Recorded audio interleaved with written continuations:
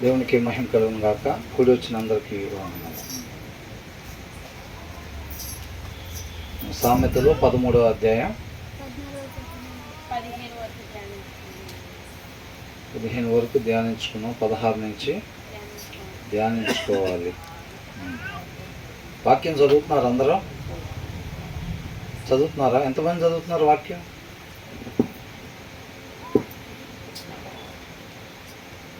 మీ చేతులు ఇంతకుముందు లేచినట్లేవు ఇప్పుడు. 15వ వచనంలో ఏం చూసాం మనం? Good judgement wins favour. వివేకము కలిగి ఉండటం దేవుని యొక్క దయను పొందుకునేది అనేది. వాక్యం చదివినప్పుడు మనం ఒక జ్ఞాన వివేకాలని పొందుకుంటాము. ఆ వివేకము, ఆ జ్ఞానము మనం నడవలసిన త్రోవలో మనకి నడిపించింది. జీవాన్ని పొందుకునే దానికోసం మనం ఏం మాట్లాడాలో అది మాత్రమే మాట్లాడేటట్టుగా ఆ వివేకం మన చేత మాట్లాడిచ్చిద్ది అనమాట. ఏది మాట్లాడకూడదు అది మాట్లాడకుండా ఉండేటట్టుగా చేసిద్ది. ఏ క్రియ చేయాలి, ఏ క్రియ చేయకూడదు అనేది ఆ వివేకమే మనల్ని నడిపించిద్ది అనమాట. మన వాక్యం చదవకపోతే ఏమైంది? మన వాక్యం చదవకపోతే ఆ జ్ఞానం మనకి ఉండదు, ఆ వివేకం మనకి రాదు. ఏది పడితే అది మాట్లాడతాం. మాట్లాడకూడని మాట మనం మాట్లాడినప్పుడు ఏమైంది? రేపటి రోజున మనం నిత్య నరకాగ్నికి వెళ్ళటానికి అదే కారణం అయిద్ది అనమాట. ఆ వివేకం కలిగి ఉన్నప్పుడు ఏమైందనంటే మనం ఏది మాట్లాడాలో అది మాత్రమే మనం మాట్లాడేవారుగా ఉంటాము. ఏది చేయాలో అది మాత్రమే చేసేవారు ఉంటాము. ఎలా చూడాలో అలాగ మాత్రమే మనం చూసేవారుగా ఉంటాము. 16వ వచనం. వివేకులందరూ తెలివి కలిగి పని జరుపుకొందరు, బుద్ధిహీనుడు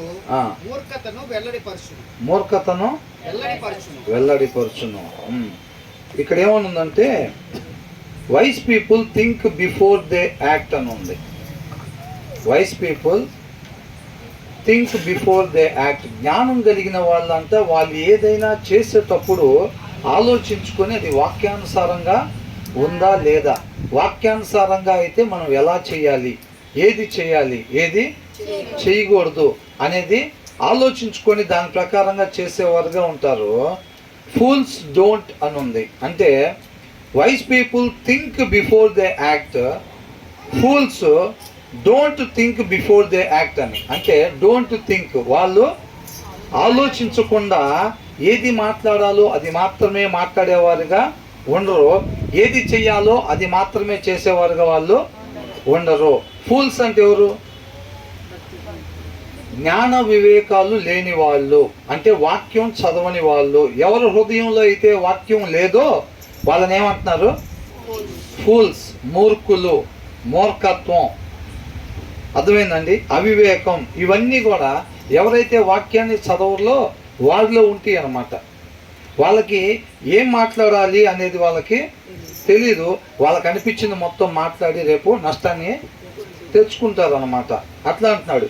వాళ్ళు అంత మాత్రమే కాదంట, వాక్యం చదవని వాళ్ళు ఊరికి ఏది పడితే అది మాట్లాడటం కాదంట. వాళ్ళ దగ్గర వివేకం ఉండదు కాబట్టి అవివేకంతో ఏది పడితే అది చేసి ఏది పడితే అది మాట్లాడి దాన్ని ఏం చేస్తారంటే గొప్పగా చెప్పుకుంటారు అన్నమాట. వాళ్ళు చేయకూడని పనులు చేసి మాట్లాడకూడని మాటలు మాట్లాడి ఎదుటివారిని సూటిపోటి మాటలు, ఎదుటివారిని మాటలతో ఇబ్బంది పెట్టి ఏమంటారు? గొప్పగా చూసావా వాడికి ఎట్లా గాలి తీసానో, ఏమంటారు? వాడికి ఎలా గాలి తీసానో చూసారా మొత్తం అని అంటారు. వాడిని ఎట్లా అవమానపరిచానో చూసారా, నలుగురిలో నవ్వుల పాలు ఎట్లా చేసానో చూసారా. వాక్యం చెప్తున్నా అట్లా నవ్వుల పాలు చేయమని, అట్లా ఎగతాలు చేయమని, అవహేళన చేయమని చెప్పి వాక్యం చెప్తుందా? వీళ్ళు వివేకం లేకపోవటం వలన వీళ్ళు చేయకూడని పని చేసి దానికి ఏం చేస్తారంట? చేయకూడని పని చేసి గొప్పగా చెప్పుకుంటారు అనమాట. ఏదో ఒక గొప్ప కార్యం చేసినట్టుగా వాళ్ళు చెప్పుకుంటూ ఉంటారు అనమాట. చాటింపు వేసుకుంటూ ఉంటారు అని అంటున్నాడు. అంటే మనం ఇక్కడ ఎలాగుండాలి? ఆలోచించకుండా ఏ పని పడితే ఆ పని చేసేటట్టు ఉండాలా? ఏది పడితే అది మాట్లాడేటట్టు ఉండాలా? ఎలా పడితే అలా ప్రవర్తించేటట్టు ఉండాలా? ఎలా ఉండాలి? మాట్లాడాల్సింది మాత్రమే మనం మాట్లాడేటట్టుగా ఉండాలి. ఆ మాట రేపు మన నిత్య జీవానికి వెళ్తానికి సాక్ష్యంగా ఉండిద్ది అన్నమాట. మనం మాట్లాడాల్సిన మాటే ఎప్పుడైతే మాట్లాడతామో అది రేపు మన నిత్య జీవానికి తీసుకెళ్తానికి సాక్ష్యంగా ఆ పుస్తకంలో రాయబడిద్ది అన్నమాట. అదే మనం మాట్లాడకూడని మాట మాట్లాడినప్పుడు అదేమైంది, రేపు నిత్య నరకాగ్నికి ఎందుకని పంపించాల్సి వచ్చిందో ఆ మాట అక్కడ రాస్తారు, ఆ చూపు అక్కడ రాస్తారు. అవునా? ఈ చూపు పరిశుద్ధమైన చూపు ఇక్కడ రాస్తారు. ఆ ప్రవర్తన వివేకం లేకుండా ఎట్లా పడితే అట్లా ప్రవర్తించేది అక్కడ రాస్తారు. వివేకము కలిగి ప్రవర్తించాల్సిన రీతిగా మాత్రమే ప్రవర్తించినప్పుడు ఆ ప్రవర్తన ఇక్కడ రాస్తారు. అవునా కదా? ఊరికినే ఎవరు పడితే వాళ్ళని నిత్య జీవంలోకి నడిపిస్తారా? నా తండ్రి చేత ఆశీర్వదింపబడిన వాళ్ళరా అని అంటున్నాడు. నేను ఆకలిగా ఉంటే అంటే వీళ్ళు ఆ రాజ్యాన్ని స్వతంత్రించుకోవాలి అంటే వాళ్ళు చేయాల్సింది చెయ్యాలన్నమాట. అది వివేకం కలిగి చేయాలి. మనం ఏ మార్గాన్ని వెళ్ళాలో అది మనకి తెలియపరిచేది కేవలం ఆ జ్ఞానము, ఆ వివేకము అది వాక్యంలో ఇమిడి ఉంటాయి అన్నమాట. దేవుని యొక్క మాట. ఇప్పుడు తండ్రి మాటని యేసుక్రీస్తు వారు అదే ఆహారంగా తీసుకొని ఆ జ్ఞాన వివేకాల్ని కలిగి ఆ వివేకం నడిపించిన మార్గంలో నడిచి తండ్రి చిత్తాన్ని నెరవేర్చారు. అందుకనే అన్నారు, ఈ భూమి మీద నువ్వు నాకు ఇచ్చిన పని నేను సంపూర్ణంగా నెరవేర్చి నిన్ను మహింపరిచాను అంటున్నాడు. మనం కూడా ఆయన్ని పోలి జీవించాలి అని అంటే ఆ జ్ఞాన వివేకాలు ఉంటేనే మనకు కూడా సాధ్యం. కాబట్టి మనకి ఆయన కృపను బట్టి ఈ విషయాన్ని తెలియపరుస్తూ ఉన్నాడు. కాబట్టి వాక్యం చదవకపోతే మాత్రం మనం ఏది పడితే అది మాట్లాడతాం, ఎలా పడితే అలాగా ప్రవర్తిస్తాం అన్నమాట. అలా ఎవరంట చేసేది? ఫూల్స్ అని రాస్తుంది. అవునా? నన్ను ఫూల్ అంటావా అని అంటాం. మరి వాక్యం చదవకపోతే మనం ఎవరంట? వాక్యం చదవకపోతే మన దగ్గర జ్ఞానం ఉండదు, వివేకం ఉండదు. కాబట్టి మనం ఒప్పుకున్నా ఒప్పుకోకపోయినా మనం ఎవరంట? ఫూల్స్ అని అంటున్నాడు. ఫూలిష్ వర్కే మనం చేస్తామన్నమాట. తర్వాత ఏమంటున్నాడు?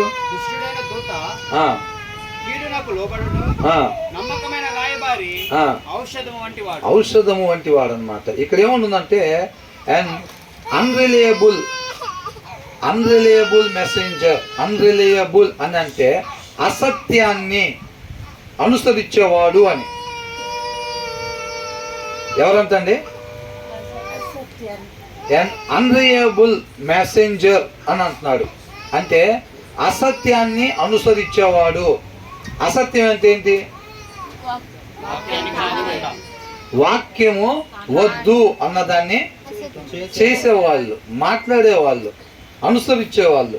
అర్థమవుతుందండి? వాక్యం ఏ రీతిగా ఉండమంటుందో ఆ రీతిగా కాకుండా వేరొక రీతిగా ఉండటం పాపం. చాలామంది అంటారు పాపం అంటే నేను అది చేయట్లేదుగా, ఇది చేయట్లేదుగా, ఇంకొకటి చేయట్లేదుగా, నేను పాపినేం కాదు అని అంటారు. వాళ్ళు మోసం చేసుకునేది అలాగా. ఉండాల్సిన రీతిగా ఉండకపోవటం పాపం. ఏంటంట? ఉండాల్సిన రీతిగా ఉండకపోవటం పాపం. ఆయన మనల్ని ఎందు నిమిత్తం సృష్టించాడో ఆ రీతిగా మనం ఉండకపోవటం పాపం. నేను వాళ్ళకలాగా ఉండలేదు, నేను ఏమొకలాగా మాట్లాడతలేదు, ఇంకొకలాగా నేను బిహేవ్ చేయట్లేదు అనేది కాదు. మన పట్ల దేవుని ఉద్దేశం ఏదైతే ఉందో ఆ ఉద్దేశాన్ని నెరవేర్చకపోతే మనం పాపులమే. అర్థమవుతుందండి? అదే అంటున్నాడు ఇక్కడ అన్రిలయబుల్ మెసెంజర్, అసత్యాన్ని అనుసరించేవాడు అని. ఆయన అనుసరించటం మాత్రమే కాదు, మనం ఎప్పుడైతే దాన్ని అనుసరిస్తున్నామో మనం ఏం చేస్తామంటే అనేకులకి దాన్ని ఒక మాదిరిగా కనపరుస్తూ ఉంటాం అన్నమాట. మనం జీవించే జీవిత విధానం ఏంటంటే అనేక మంది మనం చూసిన వాళ్ళు ఈ రీతిగా ఉండండి అని మనం చెప్తున్నట్లు అదంతా. అర్థమవుతుందండి? కాబట్టి అసత్యాన్ని అనుసరించే వాళ్ళు అన్రిలయబుల్ మెసెంజర్ అని అంటే దాన్ని ఫార్వర్డ్ చేసేవాళ్ళు అని. మెసెంజర్ అంటే ఎవరు? ఒక పోస్ట్ మ్యాన్. అవునా? ఈయన ఏం చేస్తాడు? సమాచారాన్ని అవతలకి అందిస్తాడు. ఈయనేంటంట? అన్రిలయబుల్ అని అంటే అసత్యముగా ఉండేవాడు అని. అసత్యముగా ఉండేవాడు అంటే నీతిమంతుడు కానివాడు. అట్ ద సేమ్ టైం ఈయనేంటంట? తర్వాత తరానికి ఏమి కనపరుస్తున్నాడు ఈయన? ఈయన జీవితం ద్వారా ఏ సువార్తను అందిస్తున్నాడు? ఇప్పుడు అసత్యంగా నేను ఉంటున్నాను అనుకోండి, సత్యానుసారంగా నేను ఉండట్లేదు. సత్యానుసారంగా అంటే వాక్యానుసారంగా నేను ఉండట్లేదు. ఉండకపోవటం వల్ల నాకు మాత్రమే నష్టం కాదు, నా తర్వాత తరానికి ఆ చీకటిని నేను ప్రకాశింపజేస్తున్నాను అనమాట. ఆ మెసేజ్ని నేను ఫార్వర్డ్ చేస్తున్నాను వెనకాల తరం వాళ్ళకి. నన్ను చూసే వాళ్ళందరికీ ఉండకూడని రీతిగా నేను ఉండి ఈ రీతిగా ఉండమని వాళ్ళకి ప్రచారం చేస్తున్నాను అనమాట. తర్వాత తరానికి నేను దాన్ని అందిస్తున్నాను, ఆ చీకటిని. అర్థమవుతుందండి? దాన్ని మెసెంజర్ అని అంటారు అనమాట. తర్వాత వారికి అంటే ఒక మంచి మాదిరి అంటారు చూసారా, మంచిది కాని మాదిరి అనమాట వీళ్ళు కనపరిచేది. ఎవరు? ఈ అసత్యంగా ఉండేవాళ్ళు, వాక్యాన్ని అనుసరించిన వాళ్ళు. వాళ్ళకు మాత్రమే నష్టం కాదండి, తర్వాత తరం వారికి కూడా నష్టమేనమాట. అది అని అంటున్నాడు. అన్రిలయబుల్ మెసెంజర్ స్టంబుల్స్ ఇంటూ ట్రబుల్ అని అంటున్నాడు. వాళ్ళు నష్టపోయేవారుగా ఉంటారు. అంత మాత్రమే కాదు, but label messenger brings healing అని అంటున్నాడు. ఎవరైతే సత్యానుసారంగా ఉంటున్నారో, వాక్యానుసారంగా ఉంటున్నారో వాళ్ళకు మాత్రమే నిత్య జీవం రావటం కాదంట, వాళ్ళు తర్వాత తరానికి ఎలా ఉంటారంట? ఔషధముగా అనమాట, హీలింగ్ చేసేవారుగా. మనం చేసిన పాపం వల్ల ఆజ్ఞ అతిక్రమణ చేసి ఏదైతే పాపం చేసుకున్నామో దాన్ని క్యూర్ చేసుకునేవారుగా, క్యూర్ చేసేవారుగా ఉంటారనమాట. అంటే వెళ్ళాల్సిన మార్గాన్ని చూపించేవారుగా ఉంటారు. అనేక మందికి మనం ఎలా ఉండాలంట? మనం ఈ లోకానికి ఏంటంట? వెలుగు. వెలుగు అంటే ఏం చేసేది? అది ప్రకాశిస్తా అనేక మందికి ఆ ప్రకాశాన్ని అందిస్తూ ఉంటుంది. అంతేనా? ఒక నీతిమంతుడు ఎక్కడికి వెళ్తాడు? నిత్య జీవానికి వెళ్తాడు. అంత మాత్రమే కాదు, తర్వాత తరానికి వెళ్ళాల్సిన మార్గాన్ని చూపిస్తూ ఉంటాడు అనమాట. అది అని అంటున్నాడు ఇక్కడ. And unreliable messenger stumbles into trouble but a reliable messenger brings healing అని అంటున్నాడు. అర్థమవుతుందండి? అంటే ఈ వచనం ద్వారా మనం ఎలాగుండాలి? సత్యమనే వెలుగుని ప్రకాశించేవారుగా, ఆ వెలుగుతో మనం నింపబడి దాన్ని మనం అనుసరిస్తా అనేక మంది తర్వాత వాళ్ళకి మనం ఒక మంచి మెసేజర్గా, మంచి మాదిరికరంగా ఉండాలి. అందరికీ మాదిరికరంగా ఉండాలి కాదు, మాదిరికరాలు రెండు రకాలు. ఏవేంటి? ఒకటి చెడ్డ మాదిరికరం, ఒకటి మంచి మాదిరికరం. ఇప్పుడు ఈ రెండు మాదిరికరాలు, ఇక్కడ ఇద్దరు మెసెంజర్లు ఉన్నారు దీంట్లోనే. ఒక ఆయన ఎవరంట? అన్రిలయబుల్ మెసెంజరు, ఇంకొక ఆయన రిలయబుల్ మెసెంజర్. అంటే అసత్యాన్ని అనుసరిస్తా దాన్ని వెనకాలకు ఫార్వర్డ్ చేసే అతను అనమాట. ఉండకూడని రీతిని తర్వాత తరానికి అందించే ఆయన ఒక ఆయన. అర్థమవుతుందండి? ఇంకొక ఆయన సత్యానుసారంగా ఉంటా ఆ సత్యాన్ని అంట తర్వాత తరానికి అందించేవాడంట. వీళ్ళిద్దరిలో మనం ఎలాగ ఉండాలంట? సత్యాన్ని మాత్రమే మనం అనుసరిస్తా తర్వాత తరానికి ఒక మంచి మాదిరికరంగా మనం ఉండాలి అని అంటున్నాడు అనమాట. తర్వాత ఏమంటున్నాడు? శిక్షను ఉపేక్షించువానికి అవమాన దారిద్ర్యతలు ప్రాప్తించు. ఏమొస్తాయి అంట? Whoever disregards discipline. కొంతమందికి సరి చేసుకోవటం ఇష్టం ఉండదు. అసలు సరి చేసుకోవటం అంటే అసలు ఎంత కోపమో అసహ్యమో. అసలు ఎవరన్నా ఏదన్నా బ్రదర్ వాక్యానుసారంగా ఇట్లా ఉంది కదా అని అంటే చాలు, అవునన్నామంటే చాలు, ఇక వాళ్ళకన్నా మనం భక్తి తక్కువ వాళ్ళం అన్నట్టే. ఏంటంట? బ్రదర్ వాక్యానుసారంగా ఇట్లా అనుకుంటా కదా మనం అని అంటే, అవునంటే ఏమైంది? భక్తి విషయంలో నాకన్నా నువ్వు ఎక్కువని మనం ఒప్పుకున్నట్టు, నీకన్నా నేను తక్కువని ఒప్పుకున్నట్టుగా అని సరి చేసుకోవటానికి అస్సలు ఇష్టపడరు చాలామంది. ఎవరన్నా చెప్పారంటే చాలు అసలు దాన్ని సరి చేసుకోవటానికి ఇష్టపడరు. సరి చేసుకోవటానికి అది వాక్యానుసారమా కాదో చూసి దాన్ని సరి చేసుకోవటానికి ఇష్టపడకపోతే మాత్రం వాళ్ళకి ఏమొచ్చిందంట? లేమితనం అను అవమానం వచ్చిందంట. లేమితనం అంటే రేపు నిత్య జీవానికి పంపించడానికి అక్కడ అకౌంట్లో ఓపెన్ చేసి చూస్తారు కదా, ఆ అకౌంట్లో ఓపెన్ చేసి చూసినప్పుడు ఏముంటుంది? ఒక్కళ్ళకు కూడా ఒక ప్లేట్ ఇడ్లీ ఇప్పించింది లేదు, ఒకరికి ఒక పాత వస్త్రం ఇచ్చింది లేదు, ఒక నోటి మాటతో ఒకరికి జీవం మీద ఆశని చిగురింపజేసింది లేదు, ఒకరికి మంచి మాదిరిని కనపరిచింది లేదు. నిల్ బ్యాలెన్స్. ఏంటంట? నిల్ బ్యాలెన్స్. అకౌంట్లో డబ్బులు లేవు. ఎక్కడ అకౌంట్లో? అక్కడ అకౌంట్లో. నిన్ను నిత్య జీవానికి పంపిద్దామంటే ఏ కోశాను ఒక్క మార్కు కూడా దాంట్లో లేదు, ఒక్క రూపాయి బిల్ల కూడా దాంట్లో లేదు. దానికి ఎవరేం చేసేది ఇంకా లేదు. మరి ఆ పుస్తకం ఓపెన్ చేయండి అని అంటే అది ఓపెన్ చేయగానే బ్రహ్మాండంగా ఉంటాయి మొత్తం. నిత్య నరకాగ్నికి వెళ్ళిపోవటానికి పేజీలు పేజీలు రాసేసుకున్నాడు సారు ఇక్కడ ఉన్నాగా. అవునా? ఇక్కడ ఉన్నాగా పేజీలు పేజీలు వాడికాడు దోసుకొని వాడిని మోసం చేసి ఈడికి అన్యాయం చేసి నువ్వు సత్క్రియ చేసిన ఎడల నువ్వు తల ఎత్తుకునేవాడివే కదా అని అంటున్నాడు. పాపం అంటే ఏంటంట? దేవుడు మనల్ని ఇచ్చే స్థితిలో ఉంచినప్పుడు, అర్హత గలగాడు మన దేవుడు చూపించినప్పుడు మనం ఇవ్వకపోవటం కూడా పాపమే. అవునా? అది సిన్ అంటే తగలాల్సిన చోట తగలపోవటం, ఉండాల్సిన రీతిగా ఉండకపోవటం పాపం. నేను అలా ఉండలేదు, ఇలా ఉండలేదు, అలా ఉండలేదు కాదు. దేవుడు ఏ ఉద్దేశం కొరకు మనల్ని జన్మింపజేశాడో ఆ ఉద్దేశాన్ని నెరవేర్చకపోతే మనం ఎవరో పాపులమే అని అంటున్నాడు. కాబట్టి ఎవరన్నా ఒక సలహా ఇచ్చినప్పుడు అది వాక్యానుసారంగా ఉంటే, మనం అనుకునే దానికన్నా ఎదుటి వాళ్ళు ఇచ్చిన సలహా వాక్యానుసారంగా ఉంటే మనం ఏం చేయాలంట? దాన్ని సరి చేసుకోవటానికి ఇష్టపడాలి. అది ఎవరు చెప్తే? ఎవరు చెప్పినా ఏంటంట? ఎవరు చెప్పినా సరే, అది మనకన్నా చిన్న వయసు వల్ల, మనకన్నా పెద్దోళ్ళ, అది వేరే కులం వల్ల, మన శత్రువుల, అది ఎవరు చెప్పారు అనేది కాదు. వాక్యానుసారమైన సలహా ఎవరిచ్చినా సరే దాన్ని మనం తీసుకొని దాని ప్రకారంగా ముందుకెళ్ళాలి. అలా వెళ్ళే వాళ్ళ దగ్గర జ్ఞానం ఉండిద్దని మనం ముందు వచ్చిన వాళ్ళు చూసాం. ఇక్కడ కూడా అదే అంటున్నాడు, హూ ఎవర్ డిస్రిగార్డ్స్, దాన్ని పరిగణలో తీసుకో. వాక్యం చెప్పబడతా ఉంది, ఆ వాక్యం వింటాము, దాని ప్రకారంగా మనం అనుసరించాం అంటే ఇష్టపడట్లేదని అర్థం. వాక్యానుసారంగా ఉండటానికి ఇష్టపడట్లేదు మనం. అది తండ్రి మాటే, దేవుడి మాటే, అయినా సరే ఆ రీతిగా ఉండటానికి ఇష్టపడట్లేదు, సరి చేసుకోవటానికి ఇష్టపడట్లేదు అంతే. అలా ఇష్టపడకపోతే రేపు తీర్పు దినాన్ని వాళ్ళకి ఏమొచ్చిందంట? అవమానము. అవమానం ఎప్పుడు వచ్చింది? ఒక మనిషి నిత్యము జీవించాలని చెప్పి దేవుడు సృష్టించాడు. అవునా? వెళ్ళాల్సిన దారిలో కాకుండా వేరొక దారిలో రేపు తీర్పు రోజున వెళ్ళాల్సి వచ్చినప్పుడు అప్పుడు ఆ మనిషికి అవమానం కలిగిద్ది అనమాట. అవునా కదా? అది అంటున్నాడు. కాబట్టి మనం ఏం చేయాలంటే కరెక్షన్కి సిద్ధపడాలి. ఎప్పుడు కూడా వాక్యం అనే ఉదకం ద్వారా ఆయన మనల్ని ఏం చేస్తాడు? కడుగుతూ ఉంటాడు అనమాట. అంతేనా కదా? నీళ్ళలో మునిగి లేగటం ద్వారా ఏంటంటే తీర్మానం తీసుకుంటాం. నాకు నచ్చినట్టుగా కాకుండా ప్రభువా నా సృష్టికర్త, నా పట్ల నీకు ఏదైతే ఉద్దేశం ఉందో దాని కొరకు మాత్రమే నేను జీవించాలని తీర్మానం తీసుకోండి. మన వల్ల ఏమీ కాదు. తీర్మానం తీసుకున్నంత మాత్రాన మనం పెద్ద ఫైటర్లు అయిపోతామా అంటే ఏమీ కాదు. కాబట్టి నీ చిత్తానుసారంగా మాత్రమే ఇక నేను జీవించాలని ఇష్టపడుతున్నానని చెప్పి మన జీవితం మీద అధికారం ఆయనకి ఇచ్చి మనల్ని ఎప్పుడైతే నీళ్ళలో మునగటం అని అంటే జీరో చేసుకోవటం. అవునా? మనల్ని మనం పూర్తిగా ఉపేక్షించుకోవటం అన్నమాట.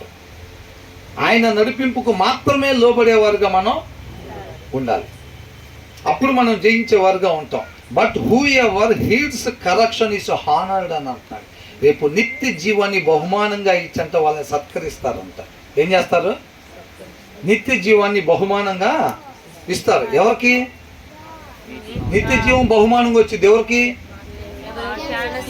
వాక్యం అనే అర్థంలో దేవుడు ఏదైతే చూపించి సరి చేసుకోమని చెప్తున్నాడో, వాక్యం అనే అర్థంలో ఏ మచ్చలైతే మనలో ఉన్నాయో, ఉండకూడని వంకలు ఎక్కడైతే ఉన్నాయో వాటిని సరి చేసుకోవాలని దేవుడు చూపిస్తున్నాడో, వాటిని ఎవరైతే సరి చేసుకుంటారో వాళ్ళకి రేపు నిత్య జీవం దేవుడు బహుమానంగా ఇస్తాను అని అంటున్నాడు. సరి చేసుకోవటానికి ఇష్టపడకపోతే, ఆ లక్షణం మనం కానీ అవలంబించుకోకపోతే, సరి చేసుకోవటానికి ఇష్టపడే లక్షణం మనం అవలంబించుకోకపోతే, అలవాటు చేసుకోకపోతే జీవితంలో రేపు చాలా అవమానపడేవారుగా ఉంటాం అన్నమాట. అర్థమవుతుందండి? కాబట్టి వాక్యానుసారమైన సలహా ఎవరిచ్చినప్పటికీ కూడా మనం దాన్ని రిసీవ్ చేసుకునేవారుగా, కరెక్షన్ చేసుకోవటానికి ఇష్టపడేవారుగా ఉండాలన్నమాట. అది మన నిత్య జీవానికి నడిపించిద్ది అనమాట. అది ఎవరన్నా కానీ, ఒకవేళ అత్తగారు చెప్తే, కోడలు చెప్తే, భార్య చెప్తే, పిల్లలు చెప్తే, డాడీ అట్లా కాదు కదా వాక్యం, అట్లా కాదు కదా డాడీ ఉందంటే, అరే అవునరా నిజంగానే వాక్యం అలా కాదు కదా ఉంది, భలే గుర్తు చేసేవరా అని మనం వాళ్ళు చెప్పిన దాని ప్రకారం ఉండటానికి ఇష్టపడతామా? మనం అనుకునేది కాకుండా పిల్లలు సరి చేసినప్పుడు సరి చేసుకోవటానికి సిద్ధమేనా? పడాలి. అదే చెప్తుంది వాక్యం. అది నీకు నాకు శత్రువులైనా సరే ఎవరైనా వాక్యానుసారమైంది చెప్పినప్పుడు మనం సరి చేసుకోవాల్సింది ఉన్నప్పుడు మనం ఏం చేయాలంట? సరి చేసుకోవాలంతే. అది పిల్లలు చెప్పినా, వేరే కులస్తులు చెప్పినా. ఇప్పుడు ఎవరో చెప్పారండి, మనం క్రైస్తవులం, మనకేదో అనుకోకుండా ఒక తప్పుడు ఆలోచన వచ్చింది, ఎవరో వేరే కులపోలో మా పోలో ఎవరో చెప్పారు అన్న అట్లా చేయకూడదన్న ఇట్లాగని చెప్పారు. మనం ఏం చేయాలి? సరి చేసుకోవాలంటే రిసీవ్ చేసుకోవాలి, దాన్ని వాక్యంతో కంపేర్ చేసుకోవాలి. మనం అనుకునే దానికన్నా అది వాక్యానుసారమైంది అయితే మనం దాని ప్రకారంగా కరెక్షన్ చేసుకోవటానికి ఇష్టపడాలన్నమాట. ఎప్పుడైనా అది ఎవరైనా, పిల్లలు చెప్పినా, భార్య చెప్పినా, ఎవరైనా చెప్పనీగాక, అది అత్తగారు చెప్పినా, కోడలు చెప్పినా, ఎవరు చెప్పినా సరే. కాకపోతే అది మనం చెప్పుకున్నంత తేలిగ్గా ఉండదు. ఒక్కసారి ఊహించుకోండి. ఫర్ ఎగ్జాంపుల్ ఒక కోడలుగా ఉన్నారు, ఒక అత్త చెప్పింది అనుకోండి ఆ టైంలో, అమ్మాయి ఎందుకు ఇట్లా చేయి అని అంటే, ఒక్కసారి అట్లా కంపేర్ చేసుకోగలనే అత్తగారు చెప్పింది వాక్యానుసారం ఉంది. అప్పుడు మన సిచ్యువేషన్ ఏంటి? వాక్యంలో ఎప్పుడైనా 3D అంటారు చూసారా, 3D 5D, అట్లా మనం లోపల ఉండాలి వాక్యంలో ఎప్పుడు. అర్థమవుతుందండి? ప్రతి సందర్భాన్ని వివరించేటప్పుడు ఆ సందర్భంలోకి మనం దొరపడగలగాలి. ఆ భావోద్రేకాల్ని మనం చూసేటట్టుగా, కనుగొనేటట్టుగా ఉండాలి మనం ఎప్పుడైనా. అవునా? ఆ వాక్యం చదువుకున్నప్పుడు ఆ సిచ్యువేషన్ మనం ముందు పెట్టుకొని అలా చెప్పినప్పుడు అలాగే అని చేస్తే ఆ సత్తయ్య గారు ఇంకేమనుకునిద్దో. అవునా? లేదు, ఒకవేళ కోడలు చెప్పింది అనుకో, అత్తయ్య గారు పెద్దవిడి కదా, కోడలు చెప్పింది అనుకోండి, అత్తయ్య గారి పరిస్థితి ఏంటి? నాకన్నా చిన్నది, కాకపోతే ఒక్కసారి ఆలోచించుకుంటే కోడలు చెప్పిన మాట చూస్తే వాక్యానుసారంగా ఉంది అనుకునే దానికన్నా, అవునని చెప్పి మనం దాన్ని చేసామంటే ఇక పొద్దు గూగుల్ సలహాలు ఇవ్వను పోయిద్ది ఇంకా. అవునా కదా? అక్కడ సిచ్యువేషన్ అట్లా ఉంటుంది. మరి ఏం చేస్తారు అప్పుడు? పరిస్థితిని వైపు కాకుండా మనం వాక్యం వైపే, వాక్యమై ఉన్న దేవుని వైపు మాత్రమే మనం చూసేవారు. నీతిమంతుల మేలు కొరకే సమస్తము సమకూడి జరుగుతుంది అంతే. మనకు ఉండాల్సిన ధైర్యం ఒకటే, మనం లైన్ మీద వెళ్తున్నాము, ఆయన నా వైపు ఉంటాడంతే, తోడుగా ఉంటాడు. వివేకము కలిగిన వాళ్ళకి ఆయన దయ తోడుగా ఉండిద్దని ఇందాక వచనంలో ఉంది. ఆయన అనుకూలత, ఆయన దయ తోడుగా ఉంది. మన ధైర్యం ఒకటే. ఏం కావాలి? మన ధైర్యం ఉండాల్సిన రీతిగానే నేను ఉంటున్నా. అవతల అత్తయ్య గారా, లేకపోతే అవతల కోడలా, లేకపోతే అవతల పిల్లలా, లేదా అవతల భార్య కాదు, వాక్యంలో ఇలాగుంది, నేను దాని ప్రకారం ఉంటున్నాను అంతే. అమ్మో ఇప్పుడు ఇట్లా కన్నానంటే ఇక తర్వాత ఎక్కేసిద్ది అనుకుంటే ఇక నా మీద ఏందంట. కోడలు చిన్నదైనా ఒక మాట చెప్తే అత్తయ్య గారు సరి చేసుకుంటే ఇక ఇదే అవకాశంగా తీసుకొని ఎక్కేసిద్దేమో ఇక నా మీద. ఇక రోజు సలహాని ఇవ్వని పోయిద్ది అనుకుంటే ఇక నా మీద పెత్తనం ఎలా ఇచ్చిద్ది అనుకుంటే ఇక పెత్తనం చాలా ఇద్దామని చూసిద్దేమో. నేను ఏదన్నా ఒక మాట చెప్పానంటే, ఒకవేళ కోడలు ఒక మాట చెప్పకుండా అత్తయ్య చేసింది అనుకో, ఇంకా అదే అదునుగా తీసుకొని ఆ టవల్ తీసుకురండి, కొద్ది కాఫీ పెట్టి తలకాయ నొప్పిగా ఉంది, ఈ పూట కొద్ది గంటలేదు, మీరు తోమరాదు అని ఇట్లా ఏదన్నా ఇక చెప్పను పోయిద్దేమో. ఇక నా మీద పెత్తనం నన్ను చిన్నగా బానిసగా చేసుకుంటా చూసిద్దేమో.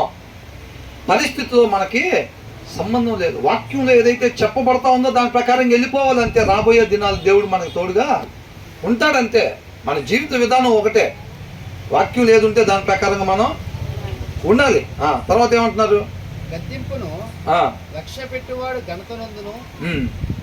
ఎన్నోది?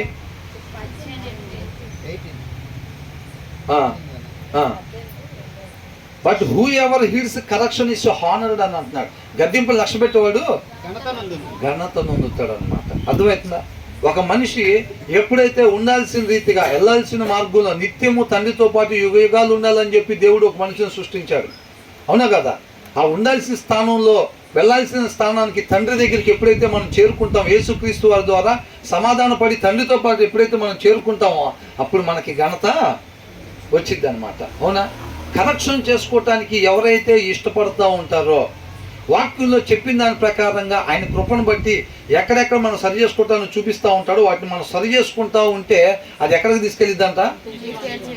తండ్రి దగ్గర నుంచి మనం తప్పిపోయాం. అవునా? దూరంగా వచ్చేసాం, చాలా దూరం. కాకపోతే మళ్ళీ అక్కడి నుంచి మళ్ళీ తండ్రి దగ్గరికి చేర్చిద్ది అనమాట. సరి చేసుకోవటం అనేది తండ్రి దగ్గరికి మరలా మనల్ని చేర్చిద్ది. తర్వాత ఏమంటున్నారు? ఆశ తీరుట ఆ, ప్రాణములకు తీపి ఆ. చెడుతనమును విడుచుట ఒకవేళ వేరే సహవాసి మనకు చెప్పారు అనుకోండి, వేరే విశ్వాసి ఇలా ఉన్నాను అని చెప్తే ఏమంటాం? నాకు చెప్పేది కదా, ముందు నీ సంగతి చూడు, పోయిన వారం రాలేదే అంటాం. ఏందంట? పోయిన వారం రాలేదేంది, అయినా 3 పాటలు అయిపోయిన తర్వాత వచ్చేవే అంటాం. ఇష్టపడం, మనం తగ్గటానికి ఏమాత్రం ఒప్పుకోం. అవునా? అందరం పక్క పక్కనే, నిన్న బ్రదర్ నేను అదే మాట్లాడుకుంటున్నాం. మన అందరం కూడా ఏం చేస్తాం, ఇప్పుడు కూడా ఒక ట్రేలో కోడిగుడ్లాగా పక్క పక్కన ఉంటాం అంతే. ఒక ట్రేలో కోడిగుడ్లాగా పక్క పక్కన ఉంటాం. గుడ్లు పగలగొట్టి ఒక గిన్నెలో వేస్తే ఎట్లా ఉంటాం అట్లా కలిసిపోం ఇప్పుడు కూడా. లోపల ఒకళ్ళంటే ఒకళ్ళు, ఆ సిస్టర్ అంటే ఈ సిస్టర్కి, ఈ బ్రదర్ అంటే ఆ బ్రదర్కి, ఆ ఫ్యామిలీ అంటే ఈ family.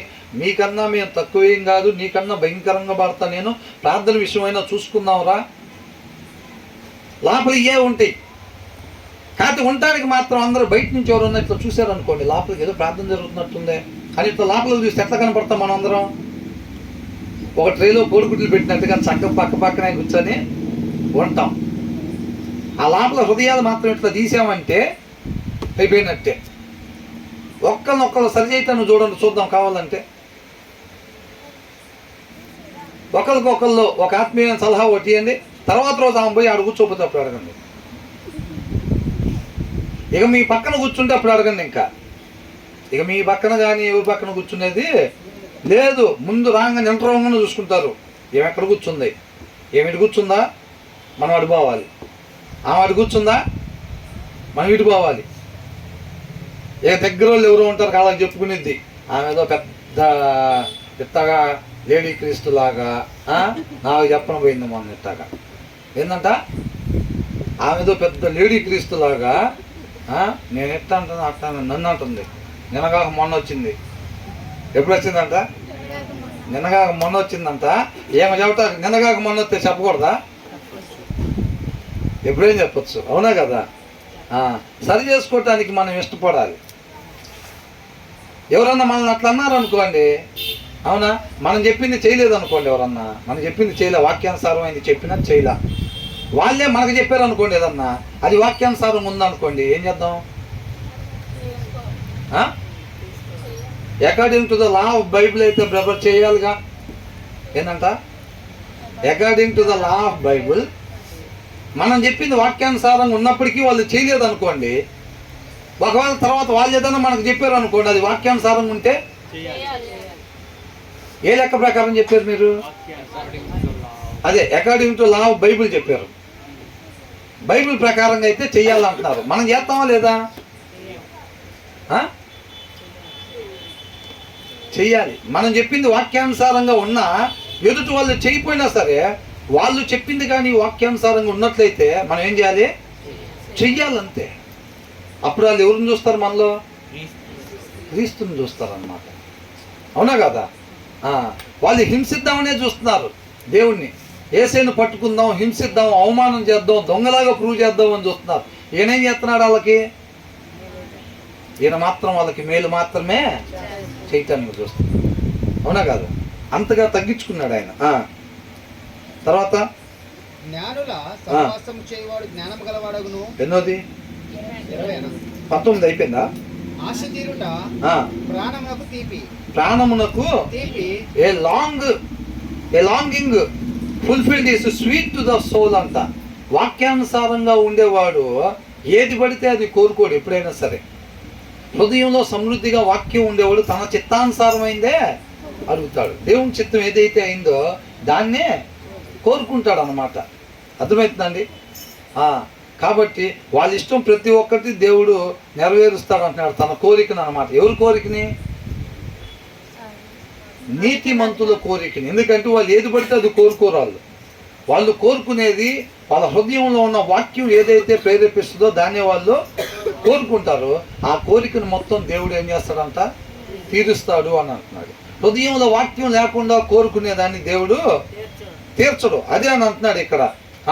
A desire fulfilled is sweet to the soul అని అంటున్నాడు. ఆత్మకంట అది ఎలాంటిదంట? ఎంతో తీపిగా ఉండిద్ది అనమాట. దేవుని చిత్తానుసారంగా మనం ఏదైనా కోరుకున్నప్పుడు ఒక ప్రార్థన పెట్టుకొని థ్యాంక్స్ గివింగ్గా ప్రార్థన పెట్టుకుని ఒక 100 మందికి చక్కగా వాక్యం వినిపించి వాళ్ళకి మంచి ఆహారం ఏదన్నా మనం పెట్టాలని ఆశపడితే దేవుడు ఆ కార్యం జరిగించాడు అనుకోండి, ఎలా ఉంటుంది? ఆ ప్రార్థన పెట్టించిన వాళ్ళు భోజనం చేయకపోయినా సరే వాళ్ళు అసలు ఎన్ని వెరైటీస్ పెట్టిస్తారో వాళ్ళని భోజనం చేయమంటే వాళ్ళకి ఇంకా ఆల్రెడీ ఎప్పుడో కడుపు నిండిపోయినట్టే ఉండిద్ది. వాళ్ళ ఆత్మకి ఎంతో సంతోషం, అంత తీయగా ఉండిద్ది అనమాట వాళ్ళకి. అర్థమవుతుందండి? కాబట్టి ఇక్కడ ఏమంటున్నాడు? But fools detest turning from evil అని అంటున్నాడు. వీళ్ళంతా చెడ్డ మార్గం నుంచి వాళ్ళ మార్గాన్ని తిప్పుకోవటం వాళ్ళకి అసహ్యం అని అంటున్నాడు. ఏంటంట? ఫూల్స్ అంటే ఎవరు? అవివేకులు, అధర్మాన్ని అనుసరించే వాళ్ళు, అన్యాయస్తులు. ఈ గుణలక్షణాలన్నీ వాక్యం చదవని వారిలో, ఎవరి హృదయంలో అయితే వాక్యం ఉండదో వాళ్ళల్లో నుంచి వాళ్ళకుండే పేర్లు అన్నమాట ఇవన్నీ. అధర్మాన్ని అనుసరించేవాడు, అన్యాయస్తుడు, అనీతిపరుడు, నీతి లేనివాడు, ఇవన్నీ కూడా ఫూల్స్ అని అంటే. అవివేకి, వివేకము లేనివాడు అంటే చెయ్యకూడని పనులు చేసేవాడు, మాట్లాడకూడని మాటలు మాట్లాడేవాడు, ఉండకూడని రీతిగా ఉండేవాడు అని అర్థం అనమాట. బట్ ఫూల్స్ డిటెస్ట్ అంటే ద్వేషిస్తాడు, తిరస్కరిస్తాడు. దేన్నంట? టర్నింగ్ ఫ్రమ్ ఈవిల్ అని అంటున్నాడు. చెడ్డ మార్గం నుంచి తన మార్గాన్ని తిప్పుకోవటానికి ఏమాత్రం కూడా ఇష్టపడడు, అది ఎవరు చెప్పినా సరే. అర్థమవుతుందండి? హృదయంలో వాక్యం ఉండేవాడు, అదే లక్షణం. ఈ సిమ్టమ్ను బట్టి మనకు అర్థమైపోయింది.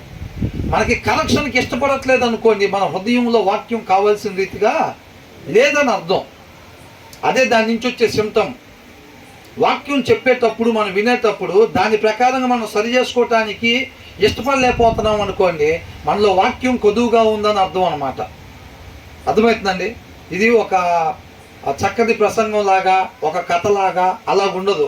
సామెతలు మనం ధ్యానించుకుంటూ వస్తున్నాం కదా, దీన్ని జాగ్రత్తగా హిడెన్ ట్రెజర్ లాగా వెతకాలి. కుర్చీ ఏదనంటే, ఫ్యాన్ ఏదంటే అదిగో అక్కడ ఉందని అంటాం. ఒక చోలీలు పోయింది అనుకోండి, బంగారద్ది, అది ఆ మూల మీద రాయి కింద ఉందంటామా? అలాగే జాగ్రత్తగా సామెతల్ని మనం అట్లా పట్టుకోవాలి. అర్థమవుతుందండి? ఒక పక్కన నిద్రనే ముసుగు, మంపని ముసుగు, అపవాది రెడీగా ఉంటాడు పట్టుకొని వేసేయటానికి. కాబట్టి జాగ్రత్తగా మనల్ని మనం అలర్ట్గా ఉంచుకోవాలి. ఏంటంట? ఫూల్స్కి ఉండే లక్షణం ఏంటంటే వాళ్ళ చెడు మార్గం నుంచి సరైన మార్గంలోకి తిప్పుకోవటానికి వాళ్ళు ఇష్టపడరంట. సరి చేసుకోవటాన్ని ద్వేషిస్తారంట, వాళ్ళు తిరస్కరిస్తారంట. ఆ లక్షణం మనకు అనిపిస్తుంది అనుకోండి, వాక్యం విని దాని ప్రకారంగా మనల్ని సరి చేసుకోవటానికి మనకు కష్టం అనిపిస్తుంది అని అంటే మన హృదయం ఏం కొదువుగా ఉందంట? వాక్యం కొదువుగా ఉంది అని అంటున్నాడు. తర్వాత ఏమంటున్నాడు? జ్ఞానుల సహవాసం చేయువాడు జ్ఞానం గలవాడగును. ఎవరు సహవాసం చేయాలంట?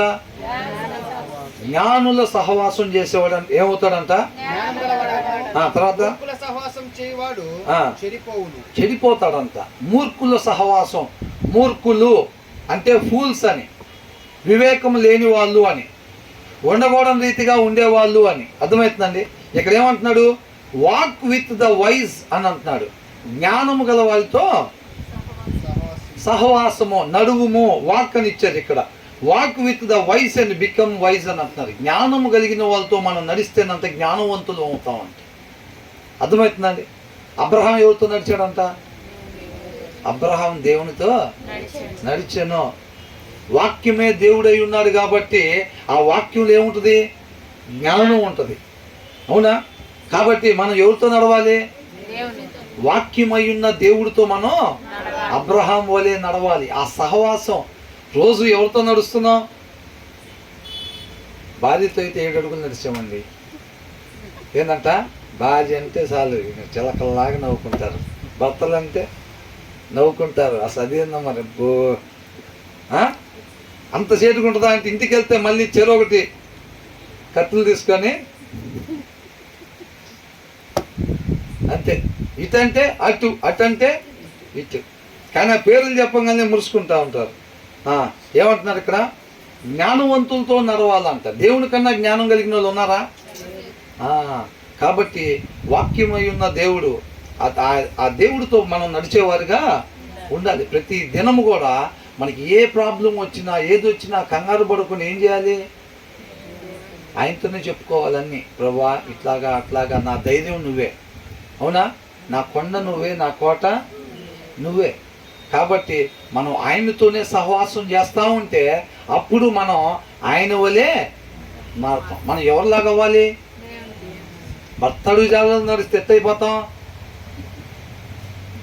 భర్తలాగా మారిపోతాం అంతే. అదే యేసయ్యతో సహవాసం చేస్తే, యేసయ్యతో నడిస్తే యేసయ్యలాగానే మారిపోతాం. కాబట్టి వాక్యాన్ని చదువుతా ఉంటే దాంట్లో ఉన్న ఆయనలో ఉన్న గుణ లక్షణాలు మనలో కూడా ప్రవహిస్తాయి అన్నమాట. మనలో క్రీస్తు మాత్రమే కనపడతాడు అన్నమాట. అర్థమవుతుందండి? మనం ఎవరితో నడవాలి? యేసయ్యతోనే నడవాలన్నమాట. జ్ఞానం కలిగిన వాళ్ళతో, నీతిమంతులతో. పౌలు గారు ఏమన్నారు? క్రీస్తుని పోలి నేను నడుచుకున్నట్లుగా నన్ను పోలి మీరు నడుచుకోండి. ఆ గుణ లక్షణాలు ఎవరిలో కనపడతాయో వారితో మనం సహవాసం చేసేవారుగా ఈ లోకంలో కూడా ఏం చేయాలంట? నీతిమంతులతోనే మనం సహవాసం చేసేవారుగా ఉండాలి. అదే అంటున్నాడు ఇక్కడ. ఇంకా తర్వాత ఏమంటున్నాడు? For a companion of fools. ఈ లోకస్తుల్ని సహవాసం చేసుకున్నాం అనుకోండి, వాక్యానుసారంగా ఉండని వాళ్ళని, వాక్యం సరిగ్గా చదవని వాళ్ళతో మనం సహవాసం చేసుకున్నాం అనుకోండి, ఏమైందంట? చెడిపోతాం, నశించిపోయేవారుగా మనం ఉంటాం. దావీదు కూడా ఏమంటున్నాడు? ఆయన దగ్గర, ఆయన కుటుంబంలో, ఆయన సైన్యంలో, అర్థమవుతుందండి, అందరూ కూడా అంట వాక్యాన్ని అనుసరించే వాళ్ళే ఉండేటట్టుగా చూసుకుంటాడంట. అర్థమవుతుందా? మన ఫ్రెండ్స్గా మరి ఎవరిని? వాక్యం చదవని సహవాసం చేస్తున్నాం అనుకోండి, ఏమైంది? ఆ నోట్లో చెప్పిన వాక్యం గురించి మాట్లాడతాడా? ఎప్పుడు మాట్లాడు. ఈ లోకంలో కొంతకాలం ఉండిపోయే వాడి గురించే మాట్లాడుతూ ఉంటాడు. వాడితో సహవాసం చేస్తూ ఉంటే ఏమైందంట? వాళ్ళలాగానే for a companion of fools suffer harm అని అంటున్నాడు. మన చుట్టూ ఉండే స్నేహితుల్ని, మన చుట్టూ ఉండే వాళ్ళు, అలాంటి వాళ్ళని మనం పెట్టుకుందాం అనుకోండి. డబ్బు కోసం కొన్ని సంబంధాలు మన పిల్లలకి ఇచ్చి వివాహం చేసామనుకోండి, డబ్బు కోసం. వాళ్ళు వాక్యానుసారంగా ఉండరు అనుకోండి, అయినా డబ్బు ఉంది, ఆస్తి ఉంది, ఒకటే కుమార్తె, ఒకడే కుమారుడు, వాళ్ళు వాక్యానుసారంగా ఉండరు, అయినా ఆ డబ్బు కోసం అని చెప్పి మన పిల్లల్ని ఇచ్చి వివాహం చేసామనుకోండి, ఏమైంది? ఆత్మీయత కోల్పోయే అవకాశం ఉంటుంది. ఇజ్రాయెల్ మంచోళ్ళే, వీళ్ళతో ఏం చెప్పాడు? అక్కడ ఉన్న వాళ్ళు మంచోళ్ళు కాదు, మీరు ఆడ పోయిన తర్వాత వాళ్ళ పిల్లలకి మీకు ఇచ్చుకొని వివాహాలు చేసుకోవద్దు, వాళ్ళతో మీరు సహవాసం చేయొద్దు అని అన్నాడు.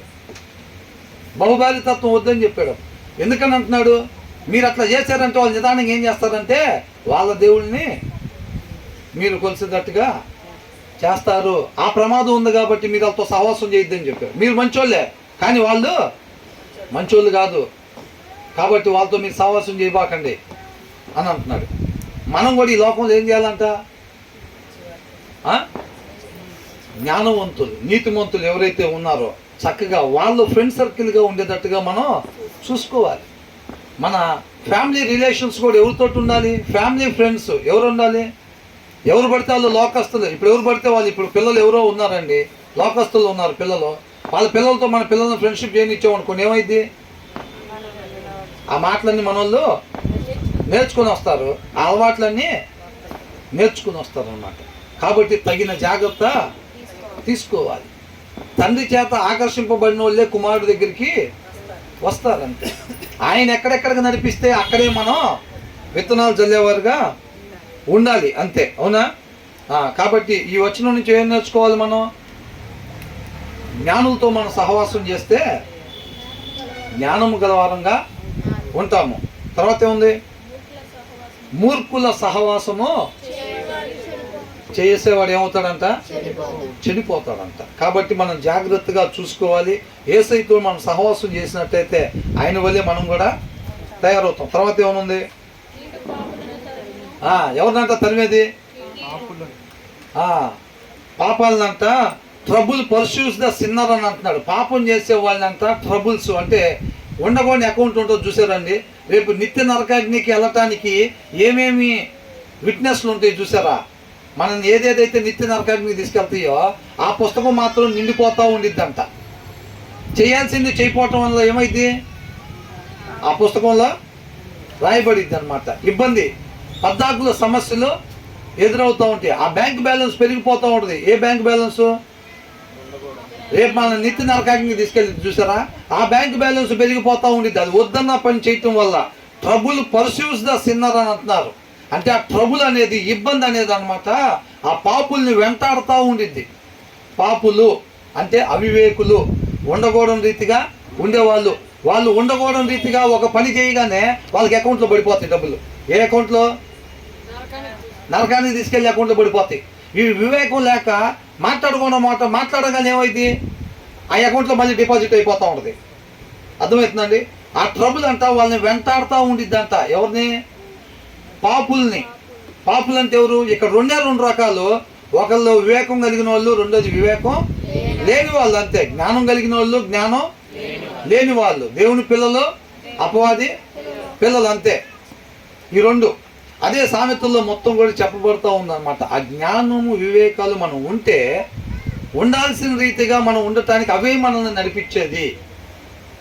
మనం వాక్యం చదవకపోతే ఆ జ్ఞానము వివేకము మన దగ్గర ఉండదు. ఉండకపోవటం వల్ల మనం మాట్లాడకూడని మాట మనం మాట్లాడేస్తాం. దాని తాలూకా అకౌంట్లోకి క్రెడిట్ అయిపోతూ ఉంటాయి. రేపు చక్కగా అవన్నీ కూడా మన నిత్య నరకాగ్నికి తీసుకెళ్ళిపోతాయి అన్నమాట. అర్థమవుతుందండి? జ్ఞానం లేకపోతే, వివేకం లేకపోతే అంత డేంజరు, అంత డేంజరు. ఆ తర్వాత ఏమంటున్నాడు? Trouble pursues the sinner but the righteous are rewarded with good things అని అంటున్నాడు. రైచియస్, నీతిమంతుడు. అర్థమైందండి? నీతిమంతుడి కంట బహుమానంగా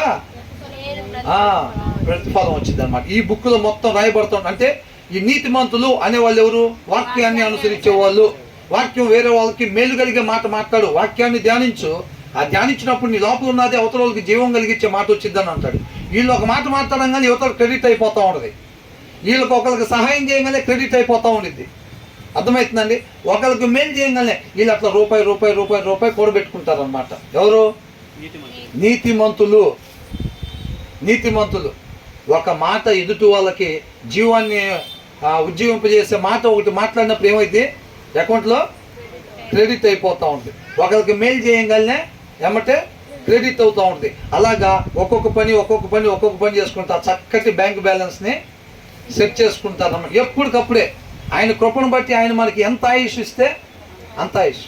అపవాది ఏం చేస్తాడు? ఈ నెల వదిలిపెట్టు, వచ్చే నెల నుంచి తిరగది నువ్వు ఆత్మీయంగా, నేనే చెబుతున్నాగా అంటాడు. ఏం చేయాలంట? ఈ నెల వదిలిపెట్టు అంటాడు. ఎప్పటికప్పుడే అప్పురేపులాగా ఏం చేస్తాడు?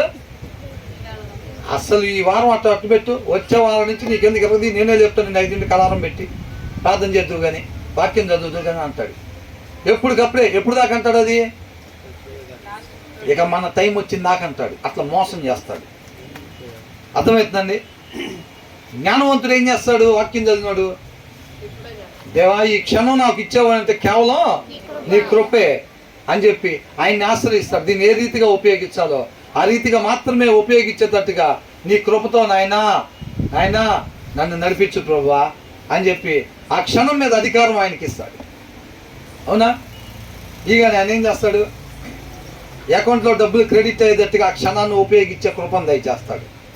అవునా కదా? ఈ క్షణం నేను సజీవుడిగా ఉన్నాను కాబట్టి ఈ క్షణం నేను ఎలాగ ఉపయోగించాలో అలాగా ఉపయోగించాలి. ఆయన ఈ నిమిషం ఇచ్చాడంటే ఈ నిమిషానికి నేను ఏం చేసి డబ్బులు అకౌంట్లో క్రెడిట్ చేసుకోవచ్చో ఆ రీతిగా ఉపయోగించు. ఆశపడే ప్రాణాన్ని దేవుడు తృప్తిపరుస్తాడు. మన ఆశ ఇదే ఉందా? లేకపోతే వాక్యం చదవలేదు అనుకోండి, ఏది పడుతుంది వచ్చేసిద్ది అంతే. అవతల అకౌంట్లో పడగొండ అకౌంట్లోకి పడిపోతూ ఉంటే రేపు మన ఈడ్చుకుని వెళ్ళిపోతాయి అంతే. అర్థమవుతుందండి? But the righteous are rewarded అని అంటున్నాడు. బహుమానం ఇస్తానంటున్నాడు. నిత్య జీవాన్ని బహుమానంగా ఇస్తాను అని అంటున్నాడు అన్నమాట. తర్వాత ఏంటి? మంచివాడు తన పిల్లలను ఆస్తికర్తలుగా చేయును. దేంట్లో? ఇక్కడ ఏమనుందంటే a good person leaves an inheritance for the children అన్నాడు. వాళ్ళ కుమారులకంట వీళ్ళు ఏం చేస్తారంటే ఒక ఇన్హెరిటెన్స్ అంటే పూర్వీకులకి ఉండే లక్షణాలు. అంటే పండు తినక ముందు మనకుందో చూసారండి, పండు తినక ముందు ఉన్న లక్షణాలు ఉన్నాయి చూసారా? ఆ లక్షణాలని కలిగి ఆ లక్షణాలని తర్వాత వాళ్ళకి ఒక ఆస్తిగా కనపరిచేవాళ్ళుగా, ఒక మంచి మాదిరిని తర్వాత తరానికి మనం కనపరిచేవారుగా ఉంటామంట. ఎవరు? ఏ గుడ్ పర్సన్ అని అంటున్నాడు. బట్ ఏ సిన్నర్ అని అంటే ఇక్కడ ఇద్దరు సగమేమో ఉండాల్సిన రీతిగా ఉండే వాళ్ళ గురించి, వాక్యం చదివే వాళ్ళ గురించి, ఆ జ్ఞానము ఆ వివేకము కలిగి ఉండే వాళ్ళకి ఏ రీతిగా ఉండిద్దో వాళ్ళంతా వాళ్ళ కుమారుని యొక్క కుమారులకంట ఏం చేస్తారు, ఆ పండు తినకముందు ఉండే స్వభావ లక్షణాలు ఏవైతే ఉన్నాయో ఆ లక్షణాలు కలిగి వీళ్ళు జీవించి వాళ్ళకి ఒక మంచి మాదిరినంట కనపరుస్తారు. ఆ ఆస్తికర్తలుగా చేస్తారు. ఇక్కడ ఆస్తికర్తల గురించి దేవుడు మాట్లాడు ఎప్పుడు కూడా.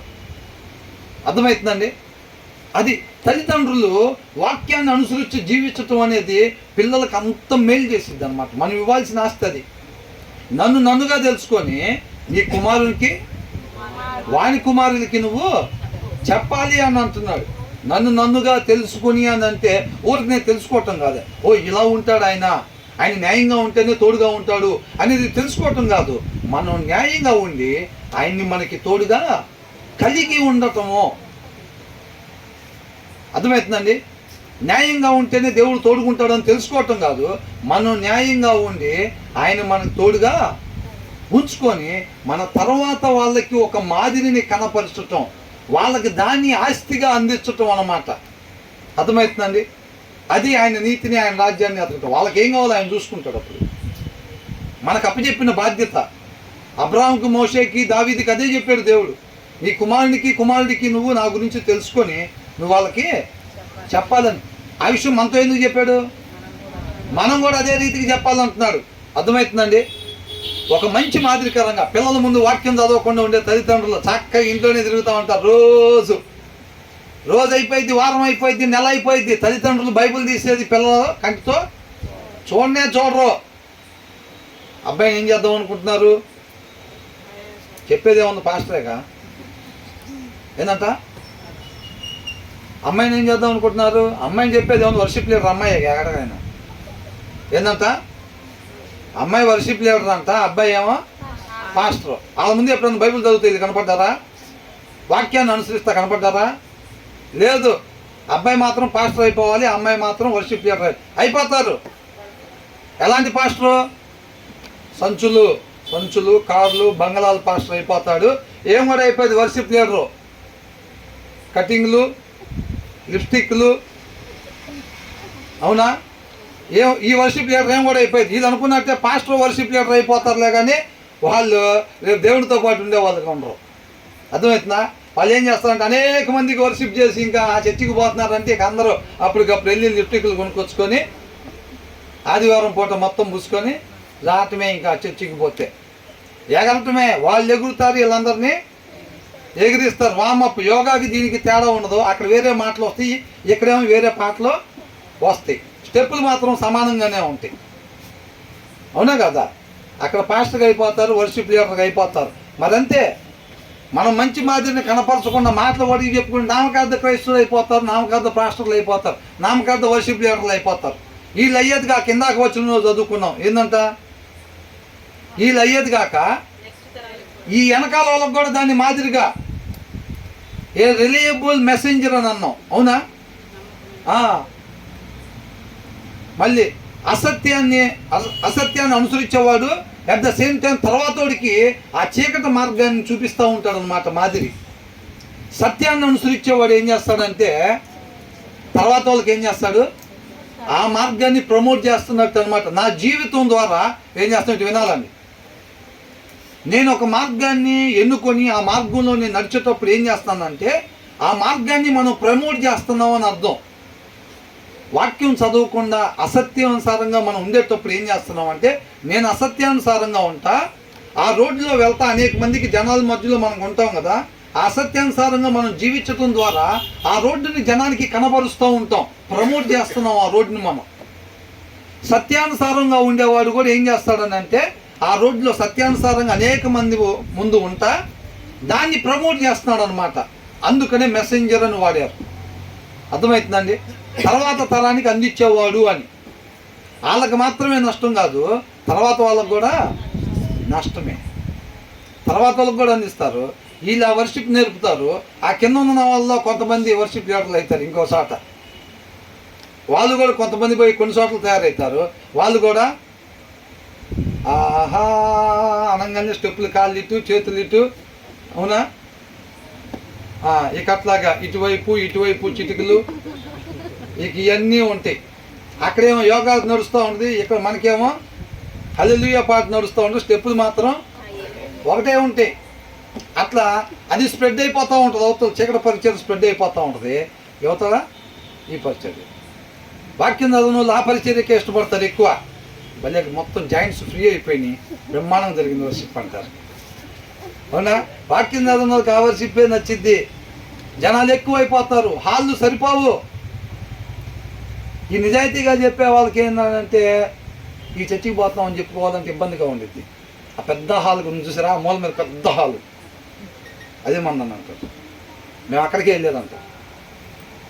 అవునా కదా? దీంట్లో ఉన్నదే మనం చెప్తుంది, వేరేది కాదు. కాబట్టి good person leaves and inheritance. పండు తినకముందు ఉన్న స్వభావ లక్షణాలు కలిగి మనం జీవిస్తా, అవి మన పిల్లలకి వాళ్ళ పిల్లలకి మనం ఆస్తిగా మనం వాళ్ళకి అందిస్తాము, అందించాలి. ఒకటే అవకాశం, మరలా వచ్చేది కాదు. మన సత్తా ఏందో మనల్ని మనం ఉపేక్షించుకొని దేవుడికి మన జీవితం మీద అధికారం ఇచ్చే దాంట్లో కనపరచాలంతే. అర్థమైందా? మనం కత్తుపే ప్రయత్నం చేయకూడదు. పళ్ళు పట్టుకొని మనం కత్తుపని పోయామంటే మొత్తం మటాస్ అయిపోయింది. But sinners wealth is stored up for the righteous అంటున్నాడు. తర్వాత ఏమంటున్నాడు సూరి? ఆ పాపాత్ముల ఆస్తి అంతా నీతిమంతుల కొరకు ఆస్తి. ఈ 2000 రూపాయలు 2000 అని రాసి ఉంటుంది, అదే 1000 రూపాయలు బ్యాన్ చేస్తారు, ఇప్పుడు 500 అని ఉంటుంది, అదే ఆస్తి. పాపాత్ముల ఆస్తి అంట నీతిమంతులకి ఉంచబడిద్ది అంటున్నారు. ఏ ఆస్తి? వాళ్ళు సంపాదించుకోవాల్సిన ఆస్తి ఉంటుంది చూసారండి. ఏ ఆస్తి? అక్కడ ఆస్తి. అక్కడ ఆస్తి వాళ్ళు సంపాదించుకోవాల్సింది సంపాదించుకోకుండా ఏం చేస్తారు? వదిలిపెట్టేస్తారు. అవునా? ఆ ఆస్తి కూడా అంతా ఎవరు సంపాదించుకుంటారంట? ఈ నీతిమంతులే సంపాదించుకుంటారంట వాళ్ళు కూడా. అర్థమవుతుందా? పాపాత్ములుగా వాళ్ళు ఉండకపోతే వాళ్ళు సంపాదించుకోవాల్సిన ఆస్తి. వాస్తవానికి దావీదు చేసిన పనులు సౌలు చేయాల్సిన పనులు అవి, తెలుసా? దేవుడు ఏమన్నాడు? నా జనాల మీద శాశ్వతంగా నిన్ను రాజుగా ఉంచాలని నేను ఇష్టపడ్డానని అంటున్నాడు. ఆయన విధేయత చూపించలా. తర్వాత ఏం చేశాడు? ఆస్తి ఎవరికి ఇచ్చాడు? దావీదు అకౌంట్లో పడిపోయినాయి అవన్నీ. అవునా? ఎవరి అకౌంట్లో పడినాయి? లెక్క అయితే దావీదు చేసిన కార్యాలు ఏవైతే ఉన్నాయో ఆ కార్యాలన్నీ చేసి దావీదు అకౌంట్లో వేసుకున్నాడు చూసారా, అవి మొత్తం సౌలు అకౌంట్లో పడాల్సిన ఆస్తి. అదే లెక్క అయితే సౌలు అవిధేయత చూపించటం వలన ఆ ఆస్తి ఎవరి అకౌంట్లో పడింది? దావీదు అకౌంట్లో పడింది. అది అంటున్నాడు పాపాత్ముల ఆస్తి నీతిమంతుల కొరకు. చదవాలి. పాపాత్ముల ఆస్తి అంతా నీతిమంతుల కొరకు ఉంచబడటం అంటే అది. ఎంతమందికి అర్థమైంది ఈ మాట? పాపాత్ముల ఆస్తి నీతిమంతుల కొరకు ఉంచబడటం అంటే అది. అర్థమవుతుందండి? ఆ పాపాత్ముల ఆస్తి అంటే డబ్బు కాదు. వాళ్ళు మొత్తం పోగేసి 100 కోట్లు సంపాదిస్తారు, తీసి నీతిమంతుడికి ఇస్తాడేమో దేవుడు అని అంటే నీతిమంతుడికి దాంతో పని? అది కాదు.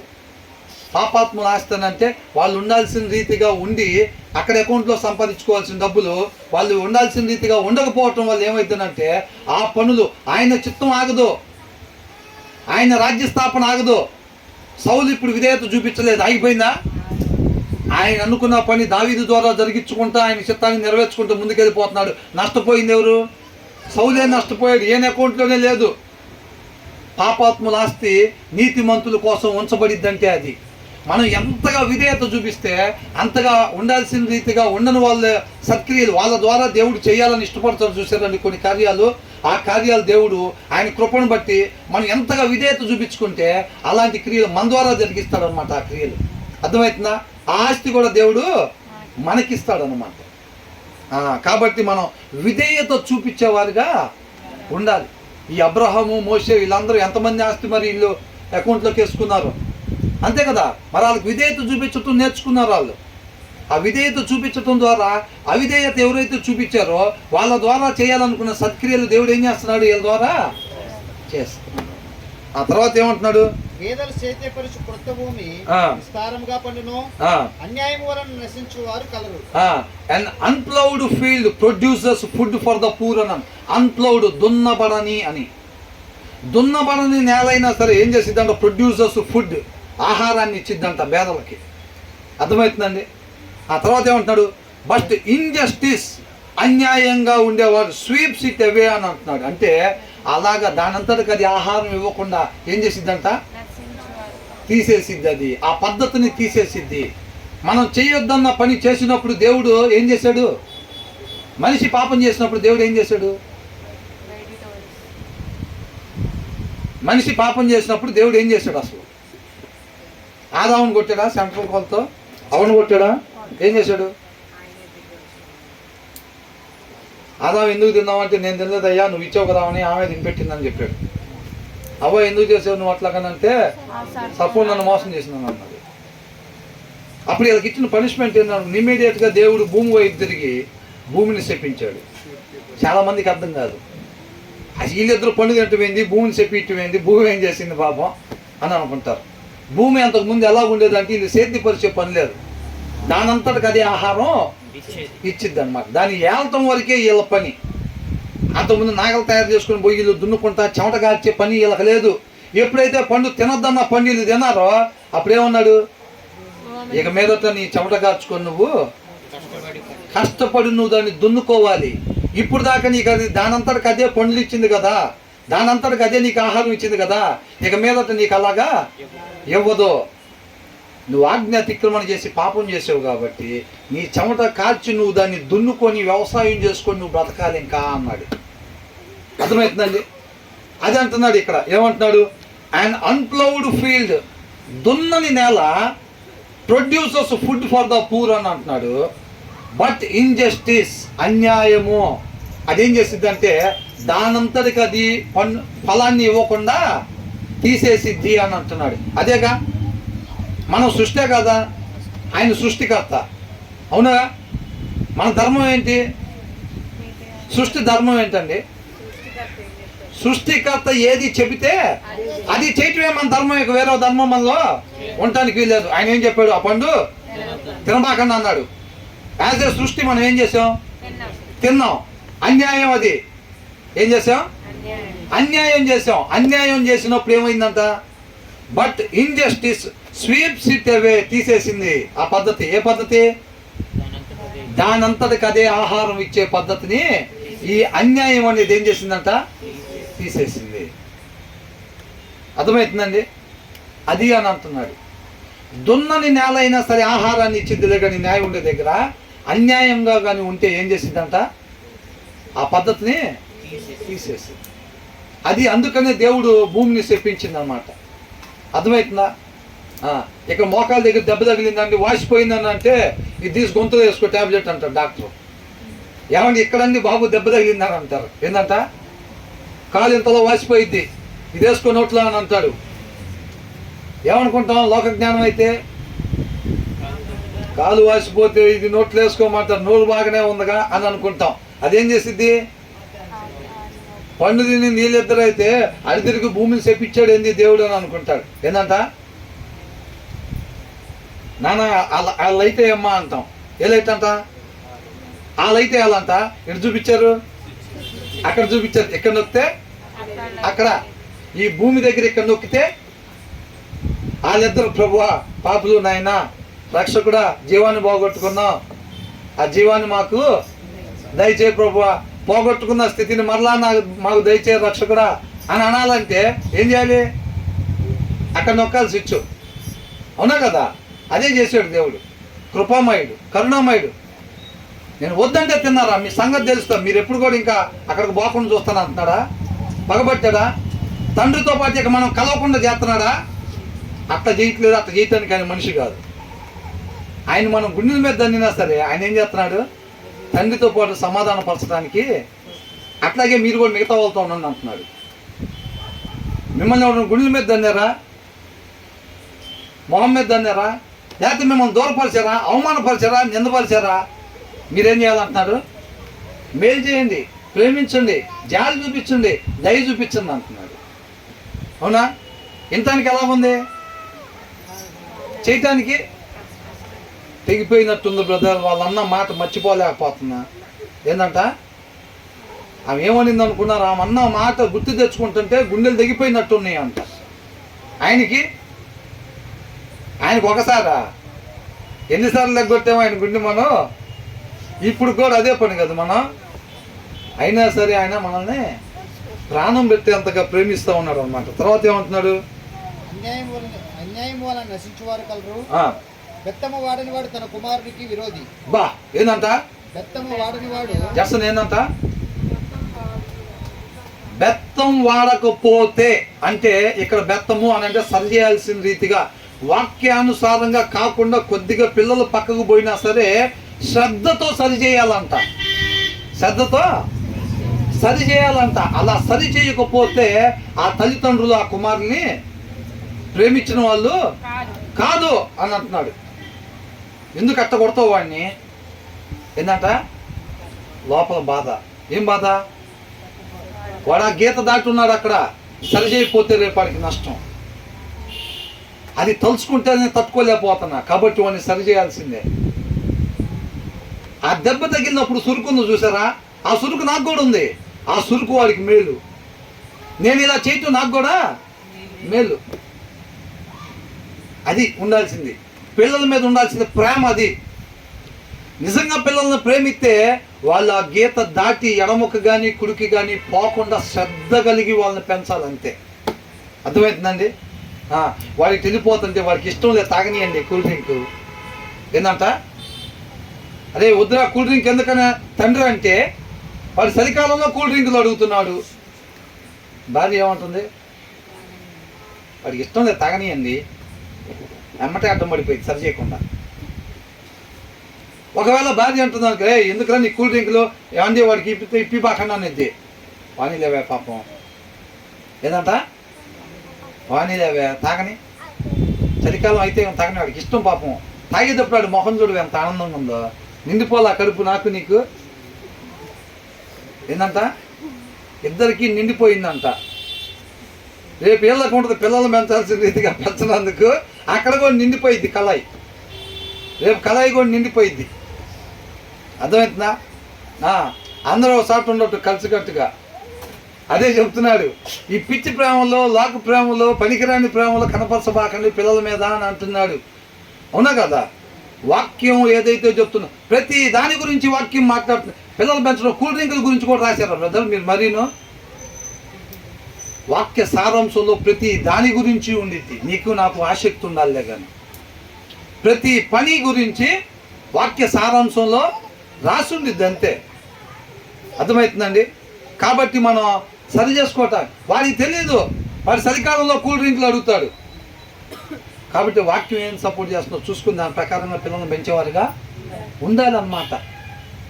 వాక్యం సరి చేయమన్న దగ్గర సరి చేయలేకపోతే ఈ లోక ప్రేమ అడ్డం పడిందంటే పిల్లలు చెడిపోయే వాళ్ళుగా ఉంటారంతే. అది సిద్ధపాటు. భార్య భర్తలు ఇద్దరు సిద్ధపాటు కలిగి ఉండాలి. వాళ్ళిద్దరికి ఒక అవగాహన ఉండాలి. ఫస్ట్ దాని మీద పిల్లల్ని పెంచే దాని మీద ఒక అవగాహన ఉండాలి. వాళ్ళిద్దరు ఆలోచన ఒకటే అయి ఉండాలి. ఏంటది? పిల్లలు వాక్యానుసారంగా మాత్రమే పెరగాలంతే. అది తర్వాత క్రీస్తుని మాదిరిగా కనపరచడానికి వీళ్ళని మనం వదిలిపెట్టి వెళ్ళేది. అవునా కదా? తర్వాత తరానికి ఆస్తికర్తలుగా ఇప్పుడు మనం ఉన్నాం. మన పిల్లలు వాళ్ళ పిల్లల్ని ఆస్తికర్తలుగా చేయాలని అంటున్నాడు. వాళ్ళ తర్వాత వాళ్ళకి ఎవరు చేస్తారు? వీళ్ళే కదా. మరి ఆ రీతిగా వాళ్ళని ఆ స్టాండర్డ్స్లో పెంచాలా లేదా? మనం పెంచాలి. క్రీస్తు వలె వాళ్ళని తయారు చేయాలి. వాళ్ళు తర్వాత తరాలకి వాళ్ళు మంచి మాదిరిని కనపరచాలి. వాళ్ళు నీ దగ్గర నేర్చుకున్నదే తర్వాత వాళ్ళ పిల్లలకి నేర్పిస్తారు. అనేక మందికి సత్యం అనే వెలుగు ద్వారా వెలుగుతా వాళ్ళు ఆ వెలుగుని అనేక మందికి ప్రకాశింపజేస్తారు. అదంతా మనం ఇచ్చే ఆస్తి. అర్థమవుతుందండి? అంతే తప్ప 2 ఎకరాలు 4 ఎకరాలు 8 ఎకరాలు కాదు. But the one who loves their children is careful to discipline them. Whoever spares the rod hates their children అని అంటున్నాడు. క్రమశిక్షణ సరి చేయాల్సినప్పుడు సరి చేయకపోతున్నట్టు వాళ్ళ పిల్లలను వాళ్ళు ప్రేమించినట్టు కాదు అని అంటున్నాడు. పాస్టర్ గారు వాళ్ళ పిల్లలు చాలామంది తప్పిపోయిన వాళ్ళు ఉంటారు తెలుసా? చాలామంది ఉంటారు. సరి చేయాల్సిన టైంలో సరి చేయలేకపోవటం వల్ల అట్లాగా. ఆ తర్వాత ఏమంటున్నారు? నీతిమంతుడు ఆకలి తీర భోజనం చేయను. నీతిమంతుడు ఏది పడితే అది కోరుకుంటారా? మటన్ బిర్యానీ 2 తీసుకురా, 2 ఫుల్లులు తండి అంటాడా? 2 ఫుల్లులు తండి. ప్రార్థన చేసుకోవటానికి శరీరం సహకరించుకొని ఉండాలి. వాక్యం చదవటానికి శరీరం సహకరించుకొని ఉండాలి. అట్లాంటి కోరికలు కోరుకుంటాడా నీతిమంతుడు? వాక్యానుసారమైన కోరికలే కోరుకుంటాడు. ఎందుకంటే వాళ్ళని నడిపించేది లోపల ఉన్న వాక్యం. కాబట్టి ఏమంటున్నాడు? The righteous eat to their hearts content అని అంటున్నాడు. అర్థమవుతుందండి? వాళ్ళు తృప్తి పరచబడేటట్టుగా భోజనం వాళ్ళకి అందిస్తాడంట దేవుడు. అందుకని మనకు దాంట్లో తృప్తి ఉండిద్ది. ఒకరికి ఏదన్నా సహాయం చేయండి, అర్హత కలిగిన ఒక సహాయం చేయండి, అసలు ఎంత తృప్తిగా ఉండిద్దో. అసలు ఆ తృప్తికి దేంట్లో కూడా రాదు. అలాగా తృప్తి పొందుతారండి. తర్వాత but the stomach of the wicked, wicked అన్నప్పుడే వాళ్ళలో వాక్యం లేని వాళ్ళు అని అర్థం. గాడ్లీ పీపుల్ కాదు అని, నీతిమంతులు కాదు అని అర్థం అన్నాడు. వాళ్ళు వాక్యాన్ని చదవరు అని అర్థం, వాక్యాన్ని అనుసరించరు అని అర్థం. అర్థమవుతుందండి? వాళ్ళకి ఎప్పుడు పట్టినా ఎట్లా ఉంటుందంట? Stomach of the wicked goes hungry. కావాలి, ఇంకా ఏం కావాలంట? ఇంకా కావాలి కావాలి కావాలి. మొన్న అనుకున్నాం మనం, ఎలాన్ మస్క్ ఏమంటున్నాడంట? 3 లక్షల మిలియన్ డాలర్లు ఉంటే 10 లక్షల మిలియన్ డాలర్లు చేయటమైన టార్గెట్ అని అంటున్నాడు. ఒకవేళ 10 అయిన తర్వాత కాన్ఫరెన్స్ పెట్టండి, ఏం చెప్తాడు? 20 లక్షలు అంటాడు. ఒకవేళ 20 లక్షలు అయితే ఇక దానికి తృప్తి లేదు. ఇక అర్థమవుతుందా? దానికి కావాలి కావాలి అని అంటారనమాట. అర్థమవుతుందా? కాబట్టి మనం అలా ఉండకూడదు. దాని నీతిమంతుల్లాగా మనం ఉండాలి. నీతిమంతుల వల్లే మనం జీవించాలన్నమాట. కాబట్టి ఈ విన్న ప్రతి వాక్యం ఇదేనా లాస్ట్ వచ్చిన? ఓకే. 13వ అధ్యాయం అయిపోయింది దేవుడి కృపను బట్టి. 14వ అధ్యాయం నుంచి తర్వాత ధ్యానించుకున్నాం. ఈ విన్న ప్రతి దాని ప్రకారంగా దాంట్లో ఏ రీతిగా అయితే ఉండమంటున్నారో ఆ రీతిగా మాత్రమే మనం ఉండేటట్టుగా, అనేక మందికి ఒక మంచి మాదిరిని మాత్రమే మనం కనపరిచేటట్టుగా ఆయన కృపతో నడిపించమని మనం అందరం కూడా ప్రార్థన చేసుకున్నాం. దేవునికి మహిమ కలుగును గాక.